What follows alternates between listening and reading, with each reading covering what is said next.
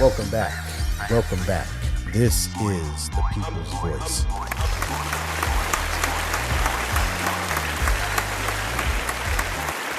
I am Trey Evans, and I am the People's Voice. Thank you again for checking out the podcast this week. As always, it is greatly appreciated.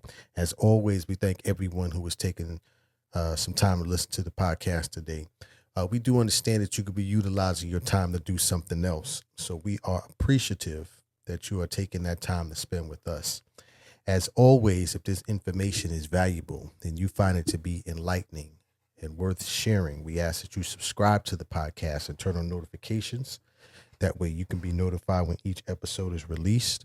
And we will put out a new episode each and every week, which is heard on all podcast platforms. And then you also can check out YouTube as well for those who would like to watch the podcast. In addition, we ask that as you're listening to the podcast, if you could, and if you have the time and if you would like, please go ahead and leave a comment on any of those podcast platforms or on the YouTube as well. It just allows those who distribute our podcast to kind of see what the engagement is, and then helps to encourage the algorithm, if you will, and extends our reach so more individuals can receive this information. But in any event, as always, we say welcome, and welcome to the People's Voice podcast.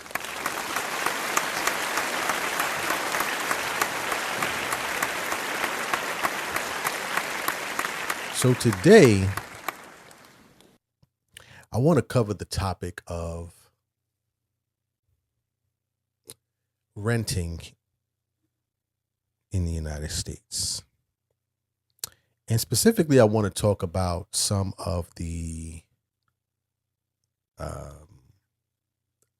uninhabitable, or if you will, deplorable conditions that some tenants or renters that rent apartments throughout the country are dealing with when it comes to living in these apartments. So that's what I want to cover today. I want to cover, and I'm kind of, searching as I'm talking for mentally about a topic, but I want to talk about deplorable conditions occurring in the rental space. I wanted to talk about this for a couple of reasons. Number one, I saw a stat that was done. There was a study done by an organization called the Hamilton Project, and they did a study. I believe it at the end of last year, or at least they produced it at the end of last year. And in that study, what they did was they kind of showed, number one, how many or how much of the United States population was actually renting.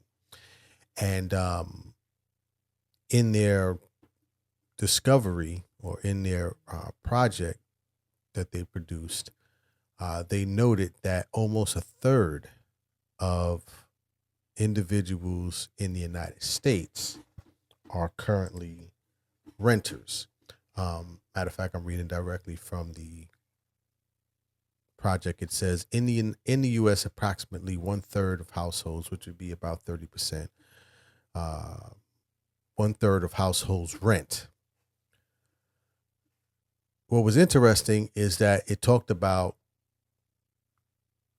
also how that varies determining age. And matter of fact, for those who listen to the podcast regularly, you know that maybe a few weeks ago I did a podcast on ageism and how that is affecting the workplace. And one of the issues, not only the workplace, but how that's affecting homelessness. And one of the issues, in that particular topic, when I talked about it, was that older generations are becoming more and more homeless because of ageism in the workplace and lack of opportunities. But in any event, in this report from the project, from Hamilton Project, it talks about the differentiation in terms of the amount of people that are renting in terms of age compared to, older ages versus younger ages. It goes on to say that considerably by age of the head of the household, it says ranging from 21% of households that are headed by someone 65 years or older are renting currently. And then that number increases substantially, because once you start to get into that age range of 25 to 34, you have those households that rent more. It says 58% of households headed by someone of 25 to 34 are renters. I'm giving that as the backdrop because that was my initial kind of dive into this. I started just looking up information about renting, and then I came across this stat. While I was doing that, started to dig a little bit more, and then I came across a few stories where this number is important, specifically when you start talking about 30% of the U.S. population renting, because there is a housing crisis where there's a housing shortage. There are more individuals than there are affordable living options.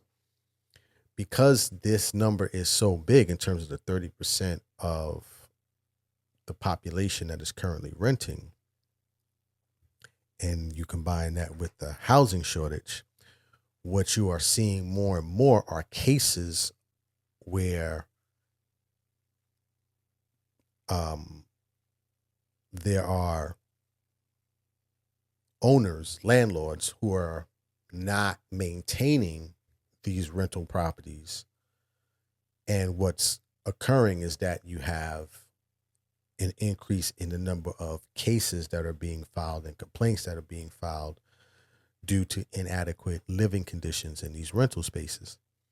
A great example of that is there was a story that is currently going on in New York City. In Brooklyn, New York, there is a housing development, rental development by the name of Rutland Towers. And in this story, you have several of the tenants that not only have complained about the conditions, but have also set forth putting together a lawsuit to sue the current owners for what's going on at this housing facility. So let me play this first from that story, and then I'll continue on about some of the complaints, what's going on, and then obviously, of course, as always, what you can do if you may be in this situation. But this is from News 12 in New York, where they talked about this case at this housing development. Meanwhile, we are looking ahead to tenants of Rutland Plaza in East Flatbush who are now suing to block rent hikes of up to $1,000 a month. News 12's Nadia Galindo explains why they say that rent hike is unjust. Well, tenants tell me that this massive puddle behind me is actually sewage backup. You can even see that some of the cars parked here are submerged in it. They say they're outraged their landlord would consider raising their rent without fixing chronic issues like this. As we reported last month, tenants say they're subjected to appalling conditions inside Rutland Plaza. Raw sewage flooding their homes, along with mold and rat infestations. Tenants say their management group, the Amistad Management Corporation, is neglecting the issues and even raised rent despite making little to no repairs. Yesterday, tenants gathered on the steps of Brooklyn Borough Hall to protest rent hikes and poor living conditions. This after they filed a lawsuit against the New York State Division of Housing and Community Renewal to block the rent hike. HCR tells us they do not comment on pending litigation. Tenants say they're desperate for something to be done. They need to remediate everything. They've let things go into such disrepair. It's disgusting. More on how tenants are fighting for repairs coming up tonight at 10:30. And this is again, this is from Brooklyn, New York, but this is a story or a scenario that is being repeated across the country. So in that story, you have two conditions. Number one, you have deplorable conditions, as you heard from the representative for the tenants at that facility.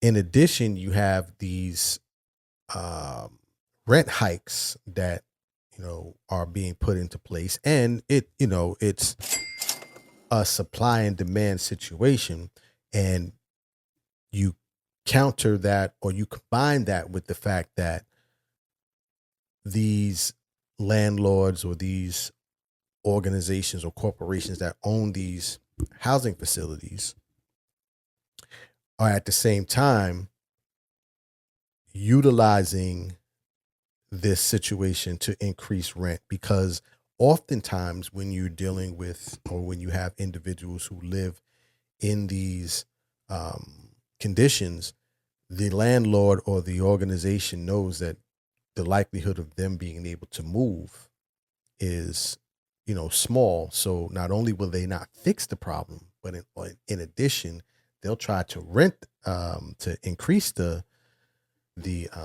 cost of the rent as well, which causes even a bigger issue. Now, listen, anybody who's listened to this podcast, I'm not against anyone making money.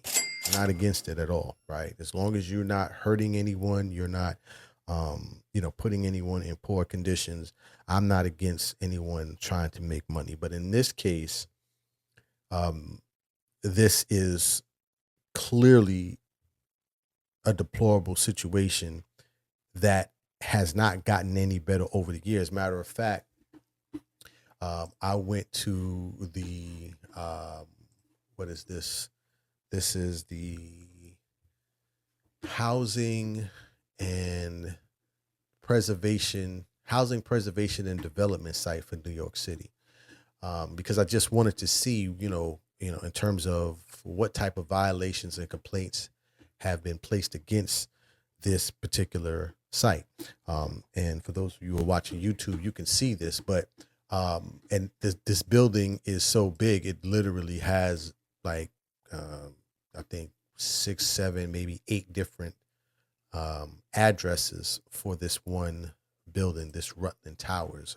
It spans literally a city block, but and just one of the listed addresses there, over the last 2 years, this site has had over 85 complaints, and it's complaints from everything from doors to garbage to sewage to pest, mold.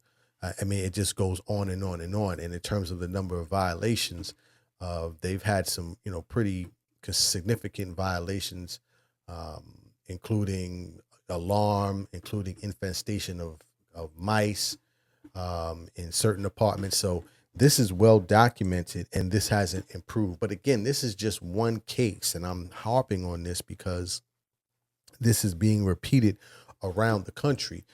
There was also a study that recently came out from a study was done by an organization called Instant Roofer, and they also utilized some of the data from the 2023 Census Bureau, but this was posted on realtor.com.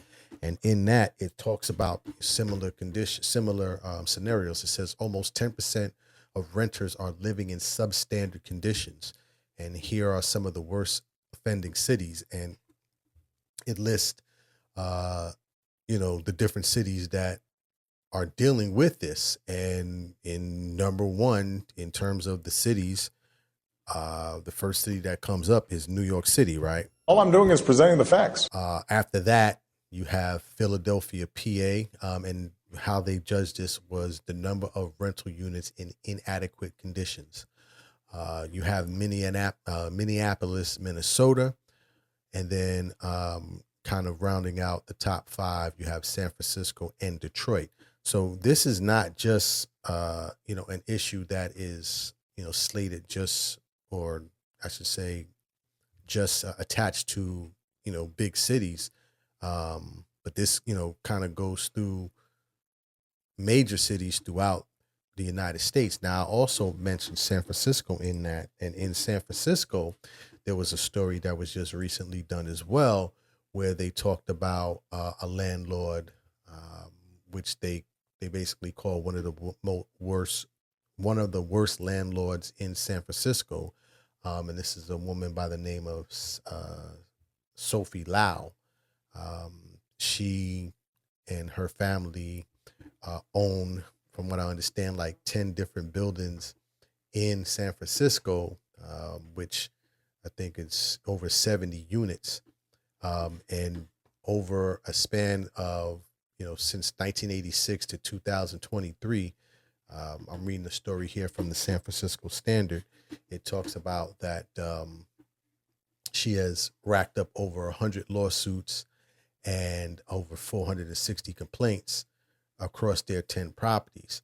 But she is infamous as well for a case where she owned a building, and this may be 9-10 years ago, where it made national news, where she attempted to increase a tenant's rent from $1,800 a month to $8,000 a month, because at the time she said that the real estate market had changed, and she was trying to get fair market value. But her case is not, once again, isolated. Matter of fact, in that same story from the San Francisco Standard, they talked to one of the tenants. Actually took a video of what was going on in that apartment. And I'm just going to play quickly here for those of you who are watching YouTube. But in this video, I've sent you all these videos.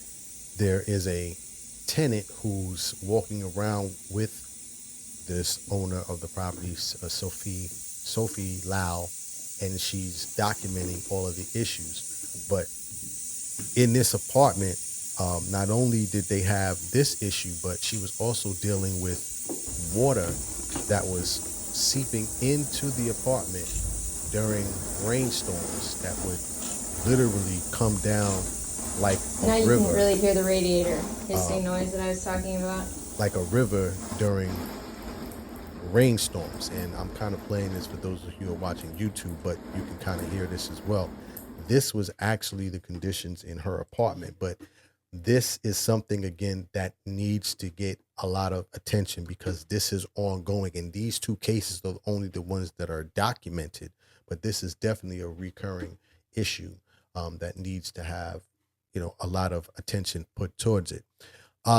Just some things that you can do.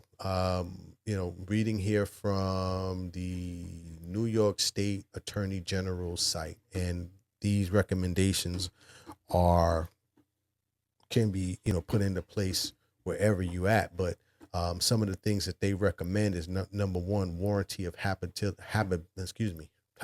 warranty of habitability. Tenants have a right to live to a livable, safe, and sanitary apartment. That right is implied in every written or oral residential lease. Any lease provision that waives this right is contrary to public policy and is therefore void. A landlord might violate a tenant's right by not providing heat, hot water on a regular basis, or not getting rid of an apartment, an insect infestation in an apartment. So these are some just warranties of habitabilities that should be in your lease if you're renting, that you need to kind of, look through definitely before you sign that lease, to ensure that can be enforced. You can seek rent reduction if a landlord breaches the warranty of habitability. The tenant can sue for rent reduction. Rent regulated tenants can also file a rent reduction complaint, and this is in New York City for the Division of Housing and Community Renewal. But that's something that you can do as well. Either A, withholding rent, or B, seeking rent reduction. A landlord has a duty of repair. It says landlords of multiple dwellings must keep the buildings, apartments, and public areas in good repair and clean and free from vermin, garbage, or other offensive material. Landlords are required to maintain electrical, plumbing, sanitary, heating, and ventilating systems, appliances installed by the landlord in good and safe and working order. And it says all repairs must be made within a reasonable amount of time. That may vary, obviously, depending on severity of the repairs. And then it talks about tenant harassment as well. It says any form of tenant harassment in terms of landlords threatening to cut off heat, to cut off the electricity, to not have hot water. It says your landlord at that point is engaging in a form of harassment. And then, of course, you should, seek out legal counsel and file a formal complaint so that can be taken to the necessary board or organization within your city or state or town, I should say, that deals with those type of issues, because you do have protections and they can be enforced on those rental owners and landlords. But that's what I wanted to talk about today. Like I said, I saw this story about the amount of individuals that were renting, and then I kind of, dove further in and realized that there's a real crisis going on in terms of how rental owners and landlords are treating the renters, and also how their lack of upkeep of their properties that they own is becoming a serious issue. And with the housing shortage, I don't want to say many, there are some landlords and rental owners that are not moving forward with updating the properties and bringing the necessary essentials into the property to sustain renters from living in these type of conditions, because they just feel like, well, if you don't like it, you can go. But that's not the case, and you as a renter do have rights. So please seek those out if you too are dealing with this issue. But that's my time for today. If you would like to leave a message, if you want to leave a comment, you can reach me at I am Trey Evans on all social media platforms. I can also be reached at the People's Voice Podcast on Instagram. And then, of course, I'll post all this information when I post a video to YouTube. So if you want to check these links as well, you'll have access to that as well. But that's my time for today. As always, dreams are not just for sleeping. Please wake up and live your dreams. My name is Trey Evans, the People's Voice. Tell somebody about the dream. Salute.